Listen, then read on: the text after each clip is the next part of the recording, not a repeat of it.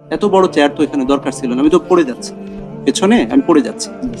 এটা বাংলাদেশে টাকার যে অপচয়, আমি একটু আগে একটা বক্তব্য উপস্থাপন করে এলাম, সেটা হলো যে সরকারি সম্পদের অপচয় কিভাবে রোধ করা যায়, এটা অপচয়, এইটা অপচয়। হ্যাঁ, আমিরুল মোমিনিন যেটা করেছিলেন সেটাও তো সম্ভব ছিল, এই টাকাটা বাঁচিয়ে তো জনগণের ঘাড়ে দেওয়া যেত। তো এটা তুমি একটু নোট নাও ডিটেলজি, আমি ক্লিয়ার করে দিই। দুইটা ফির ক্ষেত্রে ট্যারিফ যেটা নেন সেটা হয়তো মাসিক একটা, জি স্যার। ওইটা হয়তো নিতে পারেন, কিন্তু আপনি এই জায়গাটা তো কমাতে পারেন, আমার মনে হয় অনেক টাকা জি স্যার। এই জায়গায় অবশ্যই পৌরসভা স্যার, এটা আমি আপনাকে বিমোদে আপনাকে রিকোয়েস্ট করব যে আপনি এটা দেখবেন এবং একই সাথে ডিটেল দিন, তুমি এই জায়গাটায় কাজ করে মানুষকে একটু শান্তি দাও। এটা ওই সময় তারা করেছে, তারা অনেক বেশি খরচ করেছে আমার বিশ্বাস। এটা অত্যন্ত অ্যাম্বিশাস একটি চিন্তা চেতনার মধ্য দিয়ে তারা করেছিল। এই অ্যাম্বিশাস এই কারণেই হয়েছে আজকের এই চেয়ারের কারণে।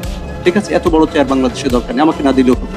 ঠিক আছে, আশা করি বুঝতে পারছেন এই জায়গাটা কাজ করার অবশ্যই সুযোগ রয়েছে। আমরা যেন তেন প্রকারে মানুষকে বুঝ দেওয়ার ক্ষমতা রাখি না।